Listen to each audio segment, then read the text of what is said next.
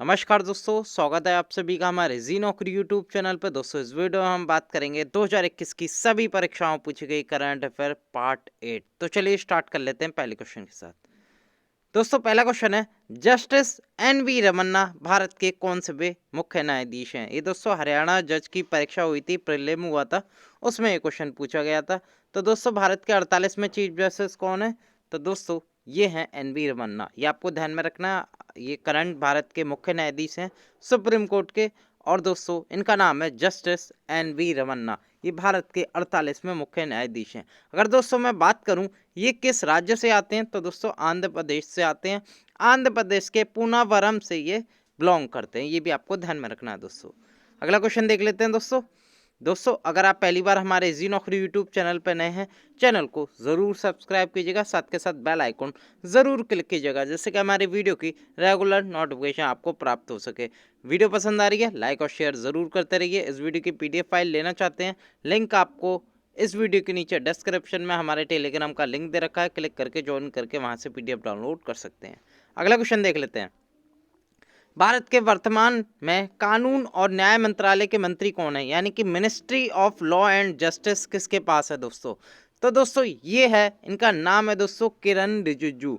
पूर्व खेल मंत्री हैं दोस्तों, इससे पहले पूर्व खेल मंत्री रह चुके हैं दोस्तों। अब इन्हें कानून और न्याय मंत्रालय के मंत्री बनाया गया है। इनका नाम है किरण रिजिजू, ये आपको ध्यान में रखना है। अगर मैं इनकी लोकसभा कंस्टिट्यूएंसी की बात करूं, यानी कि इनका जो लोकसभा है जहां से चुनाव जीत के आए वो है अरुणाचल वेस्ट, ये भी आपको ध्यान में रखना है दोस्तों। इनका नाम है किरण रिजिजू। हरियाणा जज परीक्षा के प्रीलिम में ही पूछा गया था। अगला क्वेश्चन देख लेते हैं। टोक्यो ओलंपिक 2020 में भारत ने कुल कितने मेडल जीते?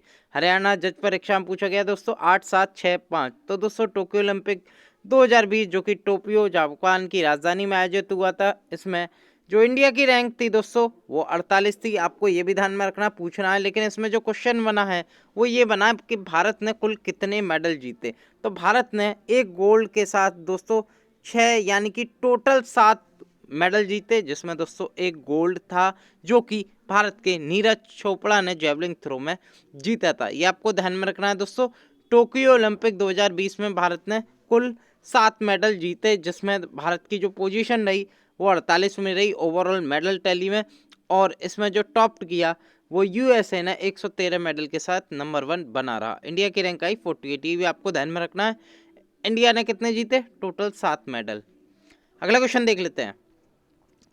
हाल ही में जारी रूल ऑफ लॉ इंडेक्स 2021 में भारत की रैंक क्या है दोस्तों? इलाहाबाद हाई कोर्ट एआरओ की परीक्षा चल रही है दोस्तों, उसमें ये क्वेश्चन करंट अफेयर में पूछे जा रहे हैं। ज़्यादातर करंट अफेयर के क्वेश्चन हमारी वीडियो से ही आ रहे हैं दोस्तों, जितने भी आप क्वेश्चन देखेंगे।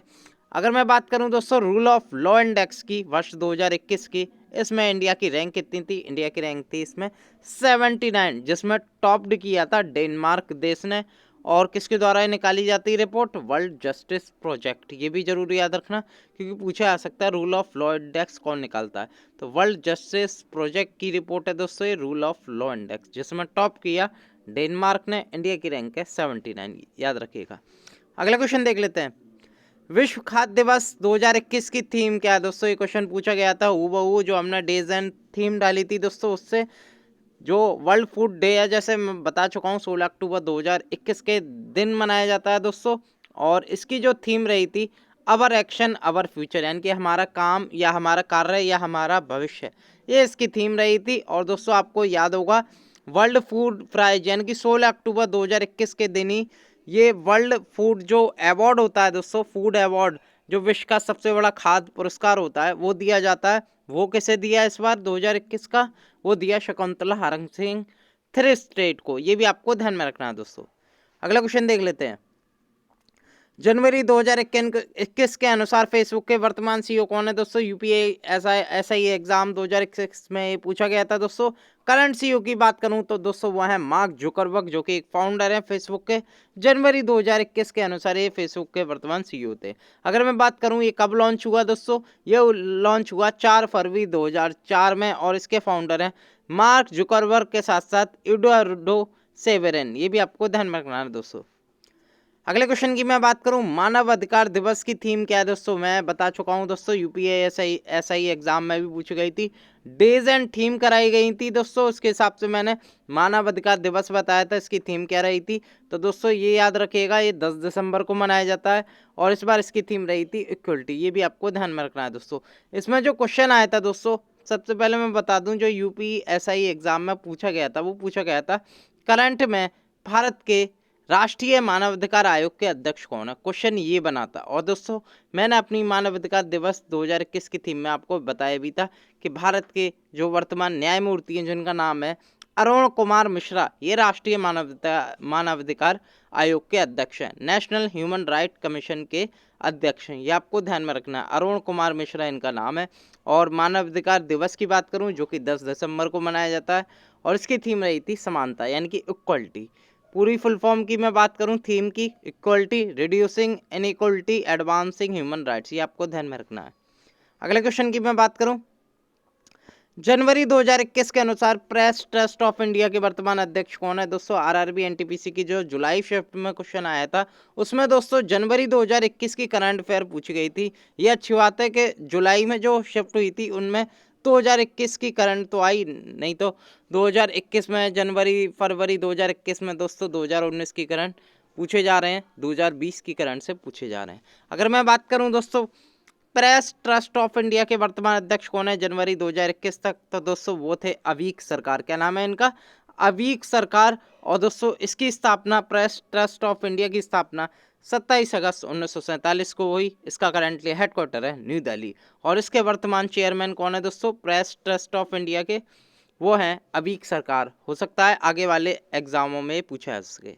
अगला क्वेश्चन देख लेते हैं, फीफा फुटबॉल रैंकिंग 2021 में भारत यानी कि पुरुष टीम की रैंक कितनी है, यानी कि भारत पुरुषी टीम की रैंक कितनी है फुटबॉल रैंकिंग में।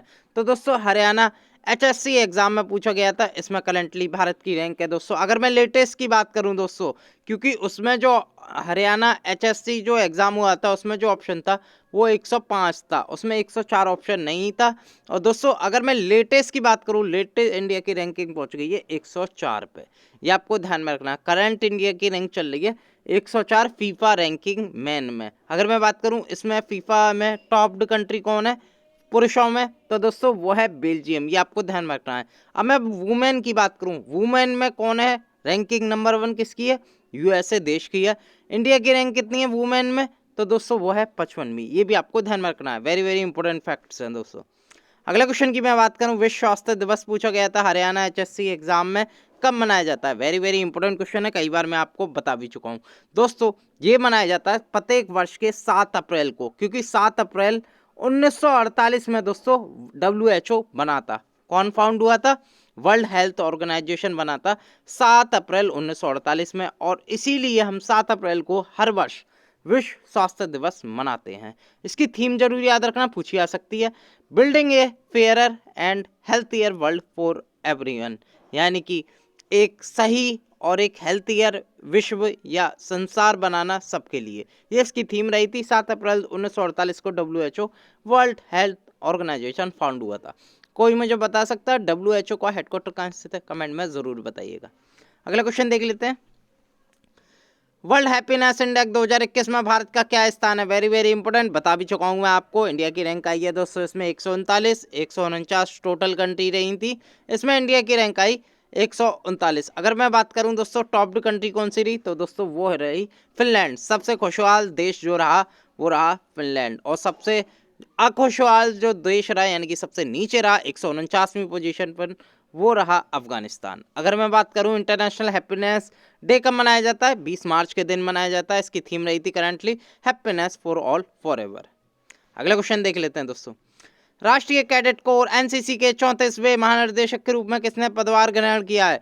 तो दोस्तों एनसीसी की फुल फॉर्म होती है नेशनल कैडेट कोर्स, और करंटली जो डायरेक्टर जनरल है एनसीसी के 34वें बने हैं हाल ही में, तो दोस्तों इनका नाम है लेफ्टिनेंट जनरल गुरबीर पाल सिंह। आप फोटो देख सकते हैं, गुरबीर पाल सिंह है जो कि एनसीसी के 34वें महानिर्देशक बने हैं। और दोस्तों अगर मैं बात करूं एनसीसी की जो फाउंड हुआ था वो 1948 से अब तक चल रहा है एनसीसी, नेशनल कैडेट कॉर्प।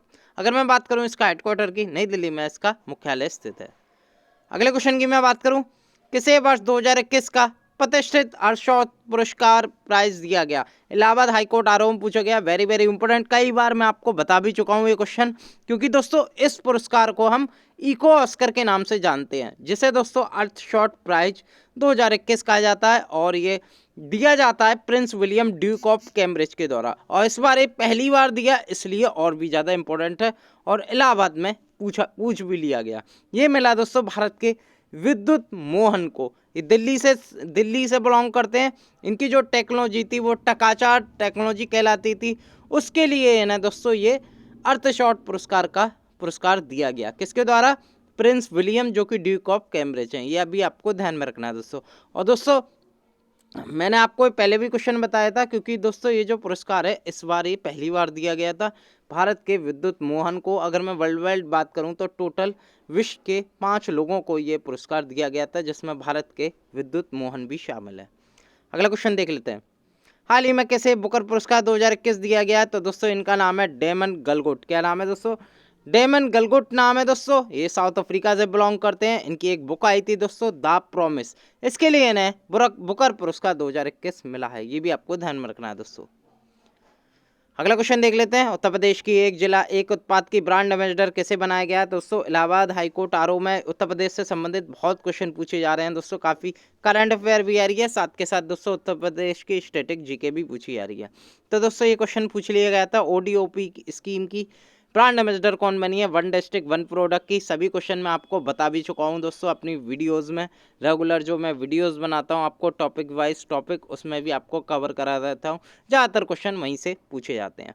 तो दोस्तों ओडीओपी स्कीम की जो ब्रांड एम्बेसडर बनी है उनका नाम है दोस्तों कंगना रनौत, बॉलीवुड अभिनेत्री हैं, और उत्तर प्रदेश स्कीम की वन डिस्ट्रिक्ट वन प्रोडक्ट की ये ब्रांड एम्बेसडर बन गई है दोस्तों कंगना रनौत। अगर मैं यूपी के सीएम की बात करूं वो है योगी आदित्यनाथ। यहाँ की जो गवर्नर हैं दोस्तों वो हैं आनंदीबेन पटेल। ये भी आपको ध्यान में रखना है। उत्तर प्रदेश की राजधानी लखनऊ है, ये भी आपको ध्यान में रखना है दोस्तों। अगले वीडियो के साथ एक बार फिर मैं हाजिर होऊंगा पार्ट 9 के साथ। बहुत बहुत धन्यवाद।